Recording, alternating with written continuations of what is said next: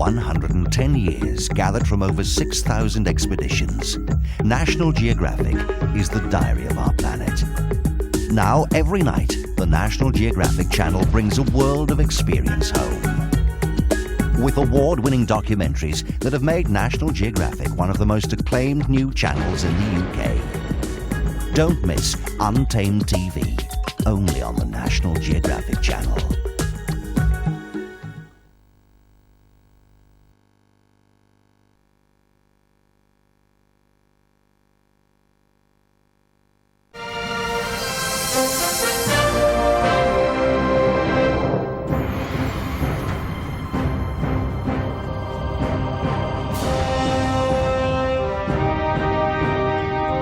It is perhaps the best-loved story of the modern age. The fantastic tale of an epic quest to save a world in conflict. The literary trilogy, The Lord of the Rings, comes to life in the first of 3 films from New Line Cinema. The film is a mythic quest to destroy a ring which will rid the world of a great evil. There are markings. It's some form of Elvish. I can't read it. There are few who can. At first glance, the movie conjures up a world completely different from our own.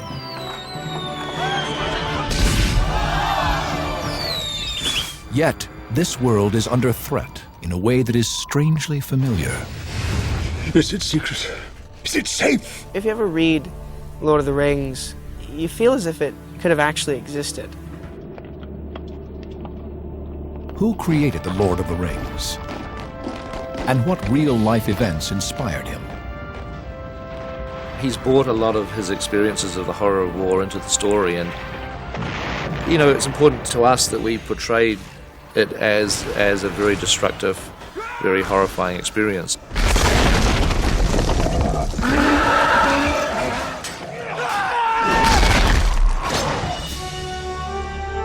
How does this imagined world shed light on mysteries about our own ancestral past?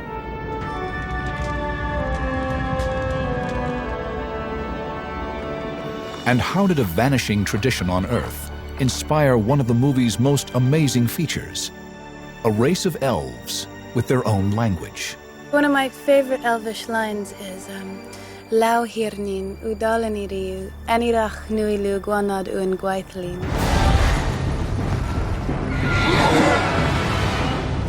Does this quest to rid the world of evil reflect our contemporary struggle?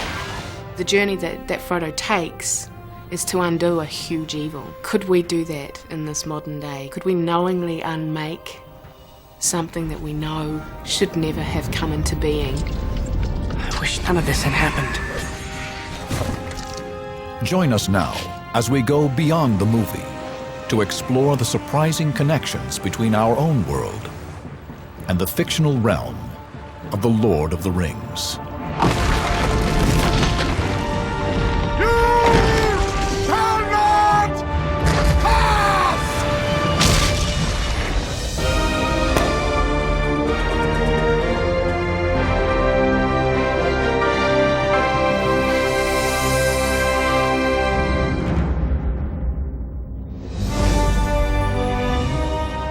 The Lord of the Rings takes place in a mythical world, with great kingdoms spread across a vast continent. In this place called Middle-earth, all is not well. This world is going through a change of epochs. The forces of good and evil clash in an epic battle that will determine the future course of Middle-earth. But one small spot is isolated from the conflict, its inhabitants blissfully unaware of the dangers beyond their fertile fields. It is the town of Hobbiton, a village in the idyllic land called the Shire. Here, a wizard named Gandalf visits a small race known as the Hobbits, who have been blessed with peace for centuries.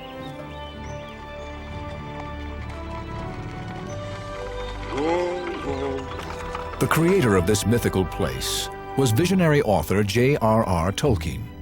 His imagination spawned The Lord of the Rings, an epic tale that some have called the story of the century. I think it's an incredibly philosophical story, and in a lot of ways it's meditations on friendship and courage and humility, and in not shying away from the darkness of one's soul, as well as the lightness. Most fantasies are sort of in the air. They haven't got a base. Publisher Rainer Unwin shared a lifelong friendship with Tolkien. Now, Tolkien's fantasy is unique insofar as it was rooted in realities. What are the real-life roots of The Lord of the Rings? Tolkien's story began in the English hamlet of Sarehole. The rural landscape surrounding his village played a critical role in shaping Tolkien.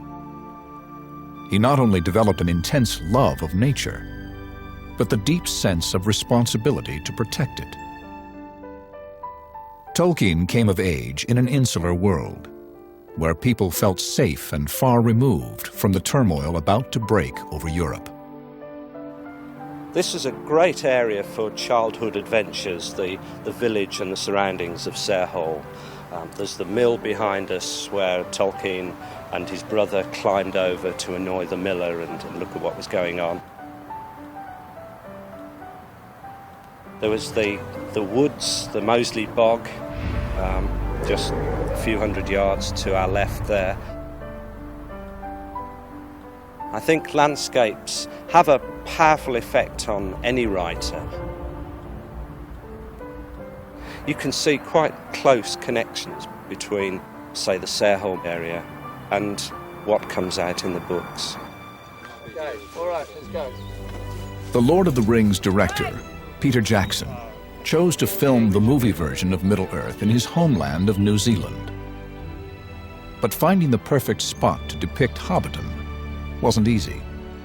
Hobbiton was a very important location for us to find. There was a difficulty in that New Zealand does not have a lot of that English rural landscape with the hedgerows and the green rolling fields and the type of image that you definitely have of Hobbiton if you read the books. So we explored the country north, south, east and west and found this little pocket. And one of the scouts had located a piece of land on the back of a farmer's huge place. And we walked in and thought, my God, we've just come to the Shire. And I just sat down and started drawing ideas because the landscape itself was suggesting where things should go. One of the things that's essential with Hobbiton is that this place has to look like hobbits have lived here for hundreds of years.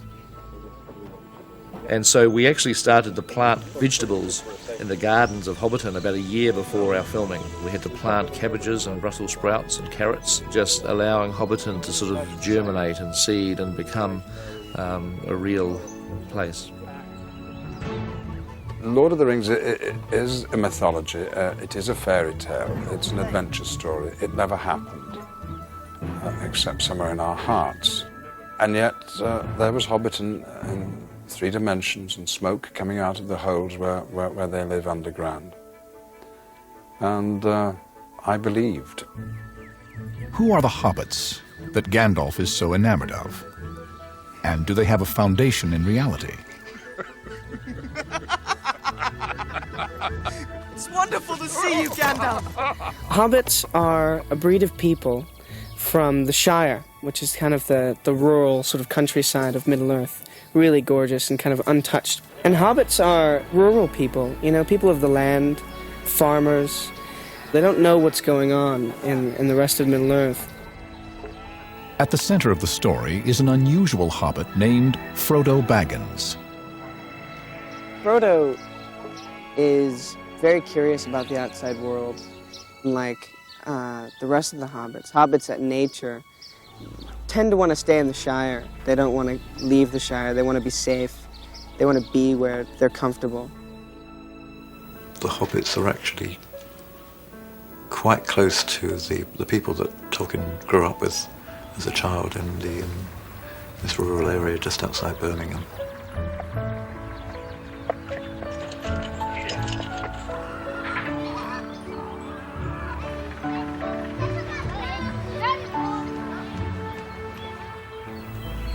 he kind of treasured memories of these more simple folk and kind of recreated them in The Hobbits.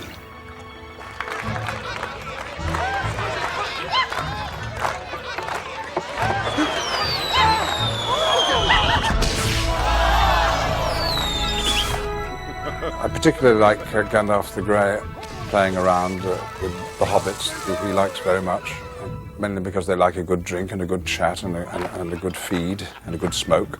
They love the earth, they love life, they love to eat. You know, if they can have 6 meals and a good drink at the end and have a song, then the hobbits will be quite happy. I think it's very important to show at the start of the movie that there is a part of the world which is worth saving. You know, all the things that we go through are worth doing because of this amazing place called the Shire. Go on. While life in the Shire seems secure, beyond its borders, evil creatures commanded by a dark lord are enveloping the countryside.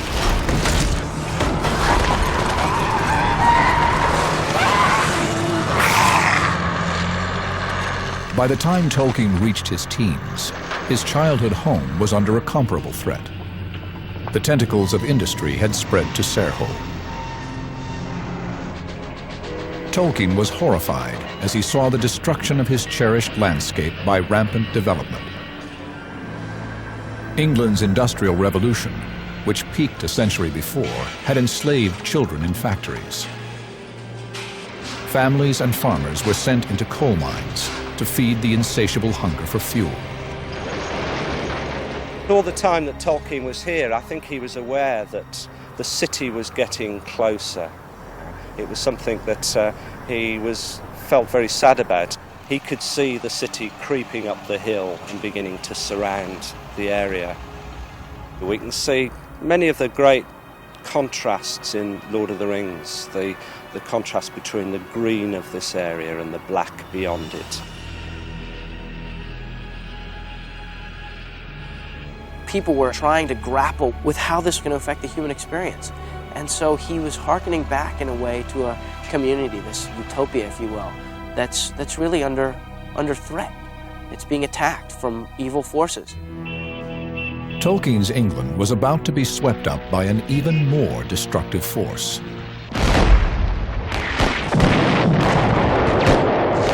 World War I would also have a dramatic impact on the Hobbiton of his imagination.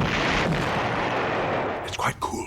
In the film, the wizard Gandalf recognizes the danger embodied in a simple band of gold.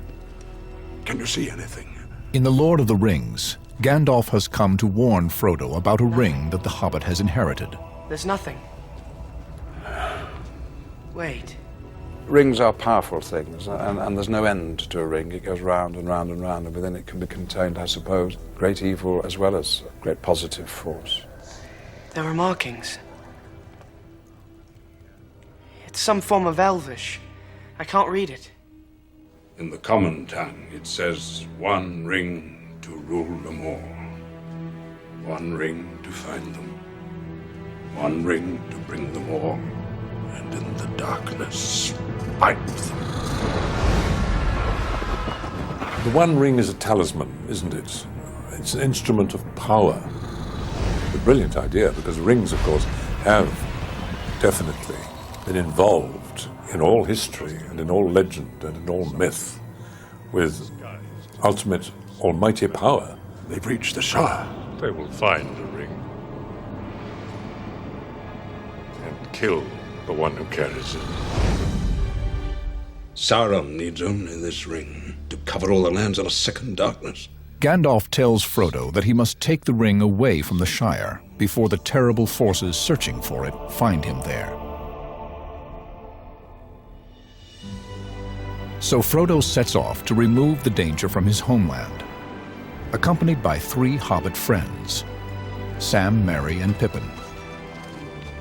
I think it's important that it is, this very small, kind of humble race of people that live in this tiny community that actually provide the hero that's able to go off, make this fantastic journey and defeat all these powerful forces. Powerful forces were also marching toward conflict during Tolkien's early adulthood. 1914. Great Britain joins her allies and enters the First World War. Like Tolkien's map of Middle-earth, the political boundaries of Europe are shifting in a deadly power play by the Central Forces. The result is dubbed the War to End All Wars.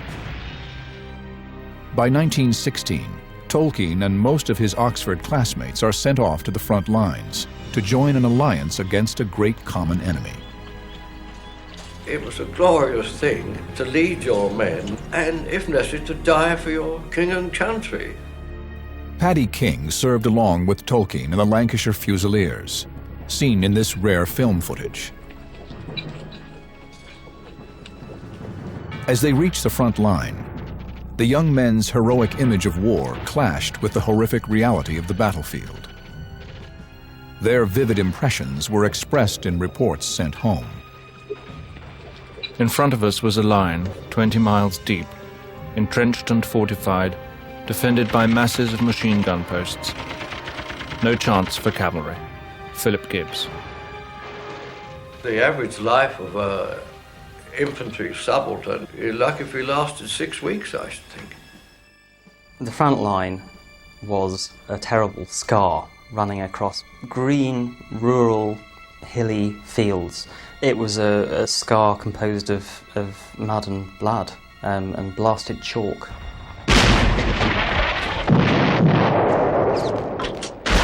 Tolkien arrived at the front in June 1916. It was his regiment's first combat assignment. The soldiers anxiously prepared for a major assault near a river called the Somme. Before dawn, there was a great silence. We spoke to each other in whispers, if we spoke at all. Then suddenly, our guns opened out in a barrage of fire with colossal intensity. Philip Gibbs. The Somme was the major battle on the Western Front in the sense that it lasted 4 months and it involved huge numbers of men. Some of the very earliest writings of Middle-earth that Tolkien created were done in pencil on a notebook while he was in the trenches in the First World War, and that's where Middle-earth was born. In Tolkien's view, the rigid class boundaries separating English officers and their subordinates began to evaporate amidst the horrors of war. The structure of the army in Britain at that time was very class-based. Officers were selected from men who had been to university, men like Tolkien. The infantry, the other ranks as they were known, were your ordinary bloke. In the case of Tolkien's battalion, they were miners and weavers from Lancashire. The contrast exists in Lord of the Rings. Frodo is a well-to-do, educated, middle-class hobbit, and Sam is his gardener. If I take one more step, it'll be the farthest away from home I've ever been. He's a country lad, effectively. Come on, Sam. Whatever bond is there between them is a reflection, as Tolkien said, of the bond he saw between officers and ordinary men. While the bond he felt with his wartime comrades certainly influenced his future writing, the images of war had perhaps an even more striking impact on Tolkien's vision.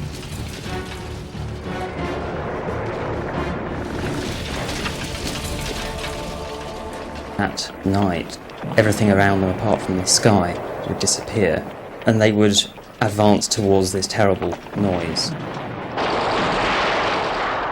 A sky that was lit rather like the sky is lit in Mordor by the flickering of Mount Doom. He's brought a lot of his experiences of the horror of war into the story, and you know, it's important to us that we portrayed it as a very destructive, very horrifying experience. Frodo and his friends undergo just such an experience in an underground realm called Moria.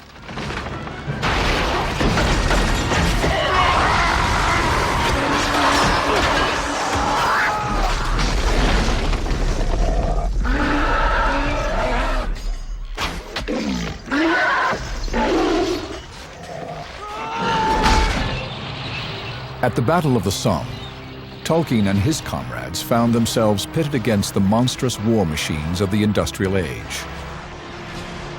Tanks, poison gas, and machine guns literally mowed men down in a brutal onslaught.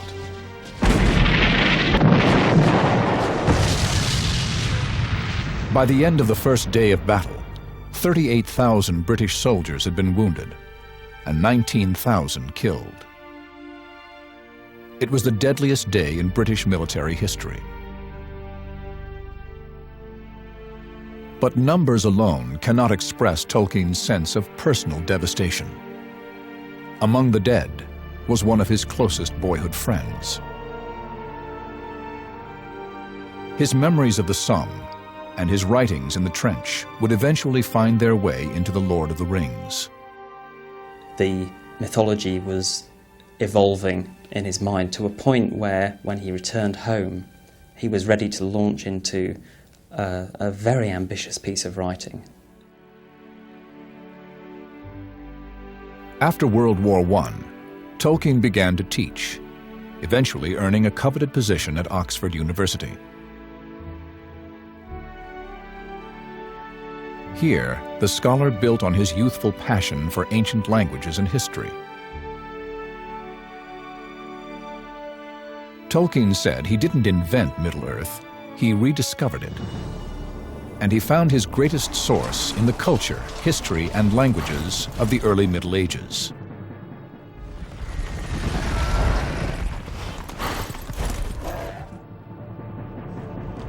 In the movie, Gandalf goes to an ancient library, where he seeks to confirm his suspicion that the ring is the evil creation of the Dark Lord Sauron. Gandalf early on recognizes that they have got the one true ring, and he discovers it by going to the great library in Minas Tirith, and by looking up in books, discovers the truth. Well, so Gandalf the academic, Tolkien was an academic himself. I think there's a lot of Tolkien in Gandalf. Gandalf's discovery at the Great Library prompts a gathering of representatives from across Middle-earth to discuss the fate of the ring. Here, Frodo volunteers to be the ring-bearer and carry the ring to Mount Doom, where it must be destroyed. Here! Mr. Frodo's not going anywhere without me. We're coming too! You'll have to send us home tied up in a sack to stop us. 8 individuals offer to accompany Frodo on his quest. You shall be the Fellowship of the Ring.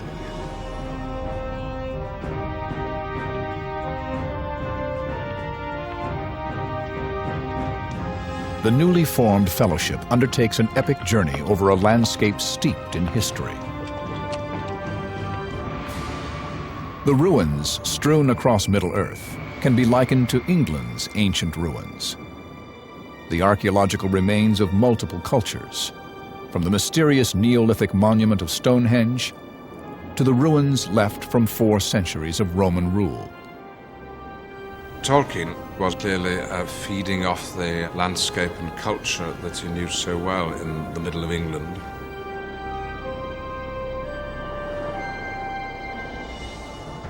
The era that Tolkien knew best is called the Anglo-Saxon period, which gave rise to one of today's most dominant languages, English. The word England is the land where you find the Angles. Professor Martin Carver of the University of York is an eminent archaeologist familiar with the terrain of Anglo-Saxon history.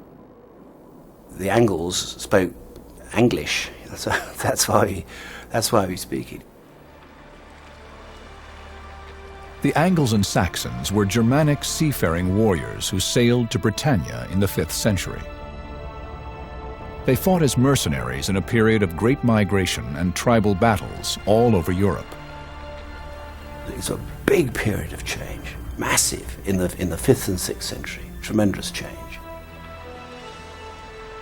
During this change of epochs, the Anglo-Saxons settled in England. Since they were mostly illiterate, the sagas about their heroic seafaring ancestors were passed down through story and song. There's a roaring fire, and the mead, the ale, is going round. People are singing, and out of those songs and out of the conversation comes all the shared values. I mean, all the things that people want to perpetuate. Most of these mythic tales were lost after the Norman conquest of England in the 11th century. As Anglo-Saxon culture was eclipsed, their great oral tradition died. Tolkien felt the English people had been robbed of part of their roots with the loss of these oral tales. He was inspired to write a new mythology for England. The mythology that Tolkien created is absolutely astonishing. I think he said that he wanted to provide the United Kingdom, which doesn't have many myths, to establish a national identity. It's a sort of condensed version of Anglo-Saxon European history, and therefore it's got the density, the reality, and the importance that any real myth and legend has. One of the few sources Tolkien could turn to for clues about Anglo-Saxon mythology was their great epic poem, Beowulf. Tolkien studied every line of the heroic saga, becoming one of the world's leading Beowulf scholars. It tells the tale of a monster-slaying Scandinavian king who dies fighting a dragon others refuse to face. One of Beowulf's most vivid scenes describes a king's solemn burial at sea in the hold of his ship, surrounded by treasures. For centuries, it had been considered merely a legend. Then, a stunning discovery was made in 1939. At Sutton Hoo, on England's eastern seaboard, British archaeologists unearthed an ancient ship, the burial chamber of an Anglo-Saxon king. The excavation site was filled with amazing treasures. Everybody was very excited, all these beautiful things coming out of the ground.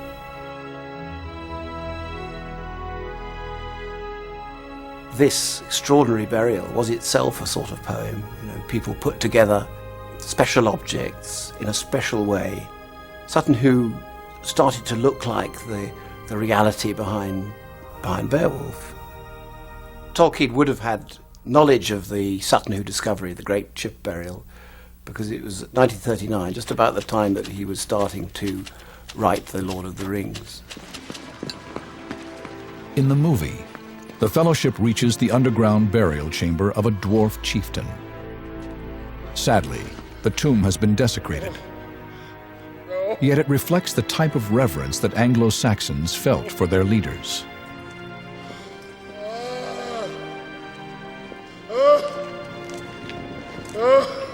Here lies Balin, son of Hundin, Lord of Moria. He is dead then.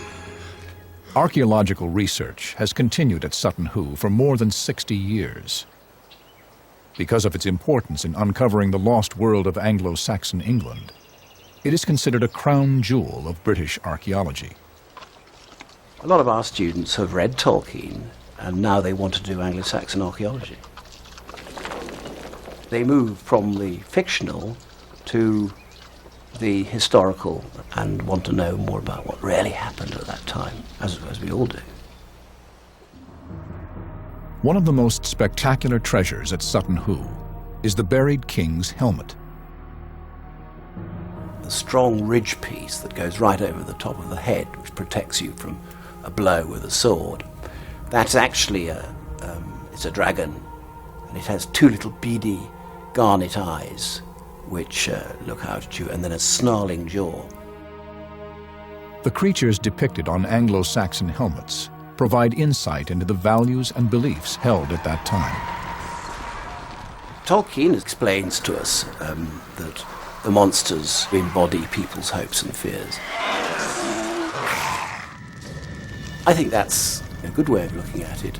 When we look at Anglo-Saxon metalwork and we see these writhing monsters, the animals are metaphors. They're containing all sorts of messages: valor, loyalty, spite. In a non-literary society, the metalsmiths are the poets, aren't they? Because they're the people who give you something permanent. Instead of a book, it's something that lasts forever. And this is where studies of people like Tolkien were so helpful, and particularly when he let his imagination really run. The filmmakers of The Lord of the Rings used Tolkien's imagination as their guide in creating the movie's 48,000 pieces of armor and weaponry. Culture, I believe, is based in detail. It's based in generations of characters, of people, of species, building on top of the past generation's work. Every belt is in some way hand-tooled to feel like it has been touched by the craftsmanship of the species that wears it. One of the most important things to me was that we generated a very strong feeling of culture. The shapes and forms and details and fluting that we were able to get in the armour can only be done by the processes of the anvil, the hammer, the jenny, the furnace that was generated in times past.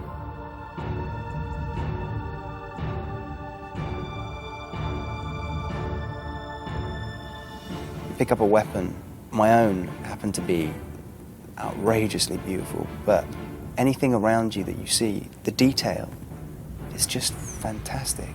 I mean, it's mind-blowing. You just can't help but marvel at the time and energy and love that's been put into all of it.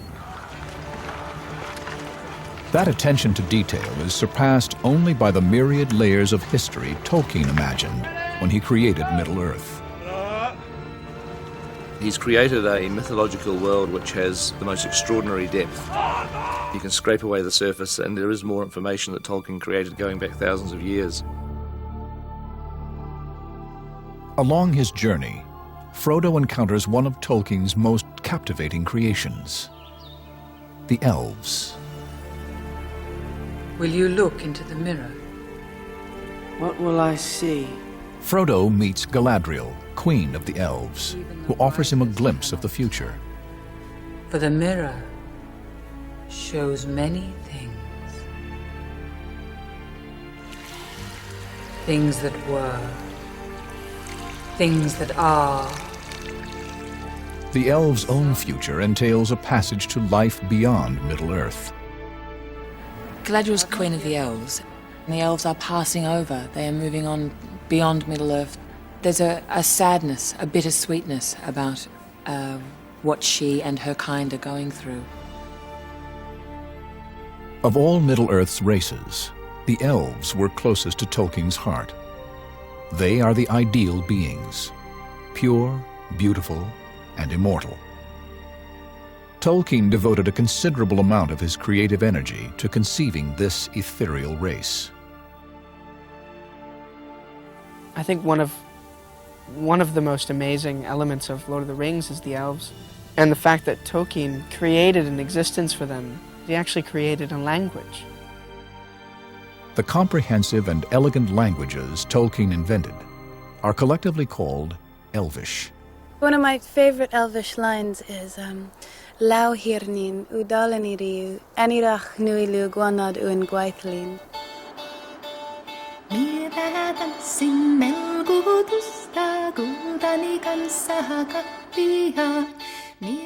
One of Tolkien's primary inspirations for Elvish is a language that can be heard today in Väinö Karelia, a remote region of villages and lakes spanning the Finnish and Russian border.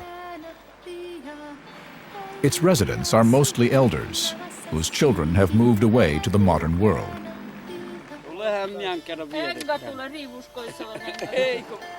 The epic song still heard here is the Kalevala, the land of the heroes, a voluminous work considered to be the single most important expression of Finnish heritage. As a teenager, Tolkien was enthralled by the Kalevala. He taught himself Finnish to better understand this monumental collection of ancient epic poems. Jussi Hoovinen is Finland's last great rune singer. He has committed nearly the entire Kalevala to memory, learning from his elders. When Jussi passes on, it's going to be the equivalent of having a great library burned to the earth.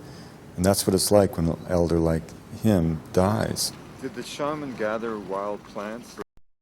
National Geographic explorer in residence, Wade Davis, has traveled here to listen to the Kalevala.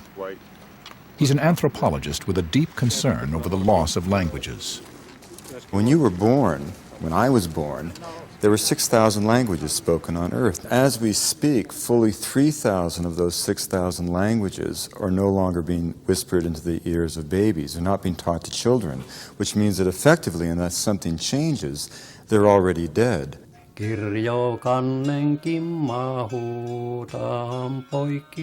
a language isn't just a body of vocabulary or set of grammatical rules, it's a flash of the human spirit. And when we lose a language, we lose a vital element of the human dream.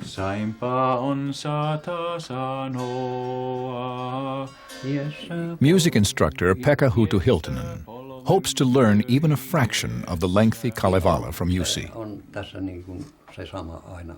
It was a very important moment for me about 10 years ago when I met Jussi and I first heard him to sing, and I suddenly realized I had to hold my chair, that he really is sitting here singing to me the voice of my ancestors thousands and thousands of years ago. How did you learn the cycle of songs? I began to learn when I was a little child, and having heard the elders sing the songs, which come from generation to generation, I realized that most of the events that a person ends up experiencing in his life are in this poem.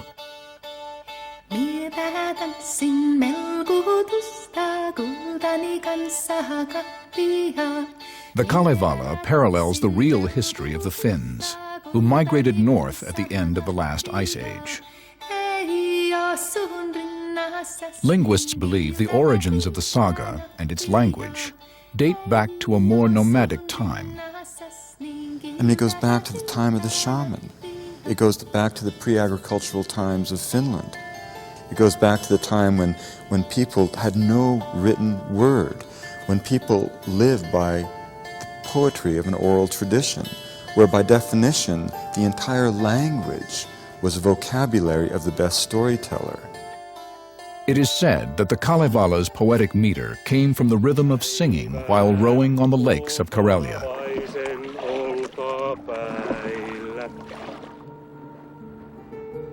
The tradition of the Kalevala was almost lost when the Swedes began their domination of Finland in the late Middle Ages. By the 19th century, most educated Finns spoke Swedish. Then, a country doctor named Elias Lönnrot traveled to the wilds of Karelia in the 1830s. This was the last place on Earth where the rune songs were still being sung. By writing down the words of the rustic rune singers, something the Karelians had rarely done, Lönnrot saved the tradition. He organized the songs into a linear story and called it the Kalevala. This mythology for Finland gave its people a sense of identity, which proved especially significant during the tumultuous 20th century. If it wasn't for the Kalevala, Finland wouldn't have its independence, its language, and we would all be speaking either Russian or Swedish. Today, a small portion of the poem is sung at Finnish sporting events, and children learn a few key verses at school. The Kalevala's themes pervade the Finnish Festival of Light, when this land of interminably dark winters celebrates the longest day of the year. J.R.R. Tolkien was inspired by the Kalevala and turned to it as he began inventing the languages of Middle-earth. He was trying to construct languages which had a similar inner feel to something he admired. Quenya, the Elvish Latin, I think is quite clearly based on Finnish. He very much liked Finnish. He very much liked the Finnish literary tradition, which attracted him from an early age. Tolkien was fascinated by more than the Kalevala's language. He found eternal themes and archetypal characters there as well. The Kalevala's hero is a wise old leader with magical powers. The central figure is Vainamarinen, a great shaman who casts spells to achieve his goals and improve his people's social conditions. The obvious parallel is the wizard Gandalf, who also employs the power of words. The Lord of the Rings and the Kalevala share another key element. At the center of both stories is a powerful forged object. In the Finnish poem, it's called the Sampo. Like the ring, it brings its owner great fortune, but in the end is destroyed to secure peace. What ultimately is the lesson of the Kalevala?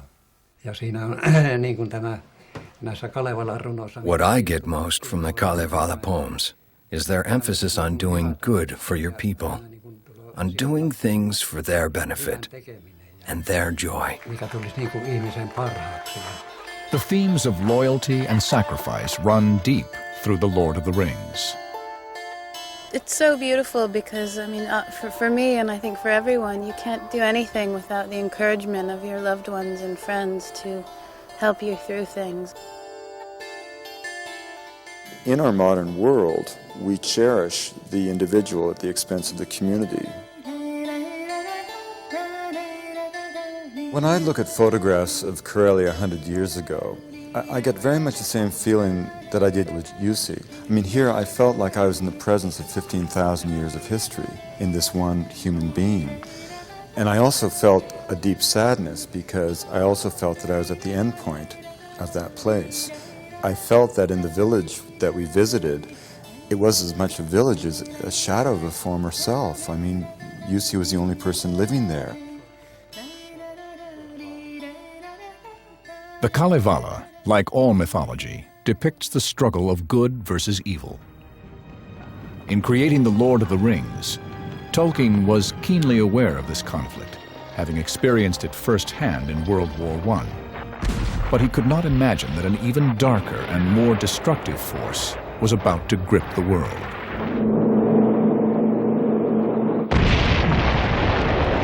(1939). Germany invades Poland. The Nazis are waging a campaign of terror against the Jews. Britain declares war, and J.R.R. Tolkien has begun a manuscript which he now titles The Lord of the Rings. The first few chapters were quite jolly. Then we got the war, and then we had periods when he hardly could write at all. It was a deeply depressing war for him, well, for most of us, but he had sons exposed in battle, and everything that he believed in seemed to be breaking up. I'm very taken with the fact that Tolkien was writing Lord of the Rings during the Second World War. That Tolkien's own son, Christopher, was serving in Europe, fighting the ultimate evil. Tolkien clearly understood the horrifying nature of evil, which he personified in some of Middle-earth's most powerful leaders. The chief wizard, Saruman, is one such character.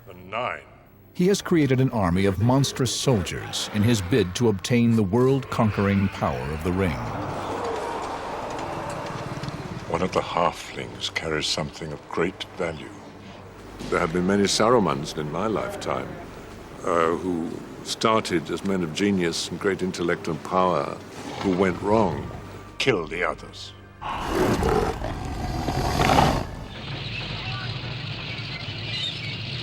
The war is a factor. His imagination was his own, of course, but there was this background of something very much stronger, more sinister, more dangerous, which you get in the book.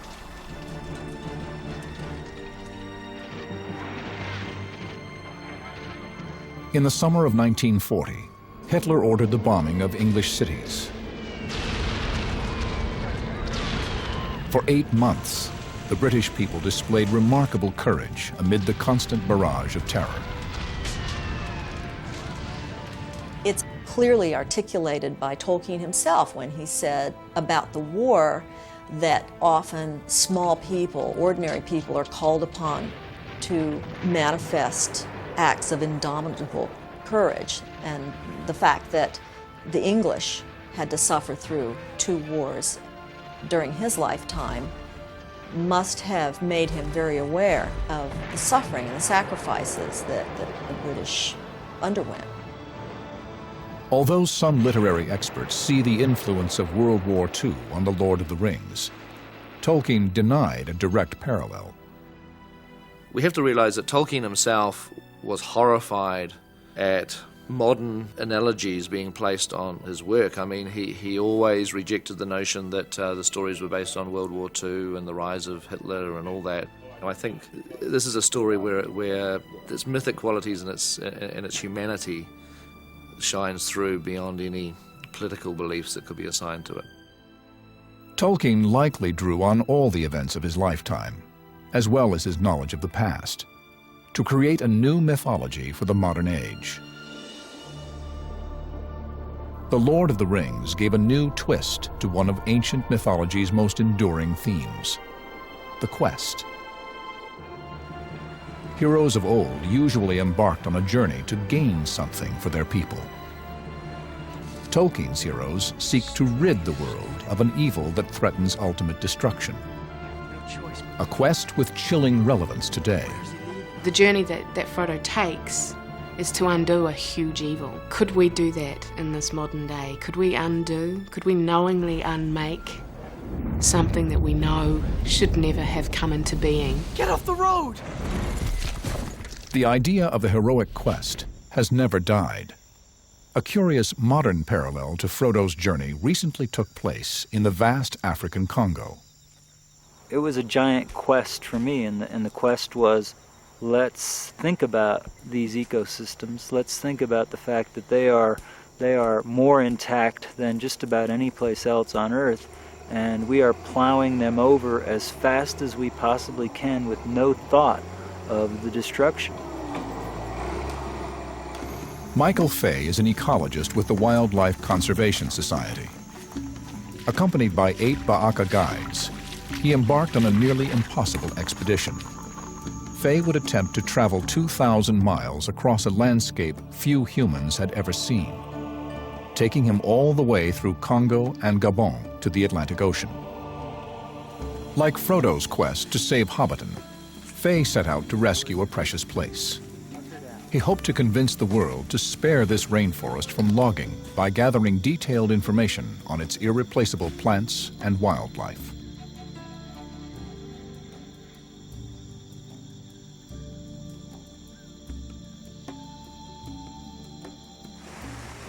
It was certainly the most grandiose and impossible journey that I could think of. It's crazy. Okay, wow. And the probability of it succeeding was very low, and I knew that from the outset. Fay cherishes this part of Africa, where he has lived for 20 years. As his passion for ecology continues to grow, he has come to appreciate Tolkien's myth about saving what is precious in the world. That book took me very deep into this great adventure, to a place where human beings are not superior to anything else And that's certainly stayed with me now. The stakes are just as high today as they were in Tolkien's time. The evil Faye wants to save his world from is unrestrained development. The destructive power of mechanized machines are just orders and orders of magnitude beyond anything that ever happened before they came around. There's no doubt that ecosystems on the planet are disappearing much faster than the human race has a capacity to survive. 15 months after he departed, Michael Fay successfully completed his 2,000-mile trek when he reached the Atlantic Ocean. But his true quest has barely begun: to inspire in humanity an increased responsibility for protecting the Earth. The same conviction infuses The Lord of the Rings, a story that began with Tolkien's love for the land. It is also the message delivered by the Queen of the Elves. She's handing on the torch to humankind. She's challenging the viewers to say, what are you going to do with the Earth? We've had this paradise, so now you men, you humankind, have the responsibility of this Earth. I think it's a very profound message. Middle-earth is a mythological place, but it is rooted in reality, having been imagined by a man who witnessed the very worst in human nature and understood humanity's greatest potential. By volunteering to be the ring-bearer, Frodo shows that an ordinary individual can help guide humanity through tumultuous times. Tolkien's hero is an everyman we can admire and emulate, the type of hero so needed today. There are groups of people who desperately want a decent world, a good world. Right now, as we are speaking, I think I'm probably right in saying there are more conflicts, and in some cases wars, than there have ever been in history. So, what are we going to do about it? Where's the ring bearer?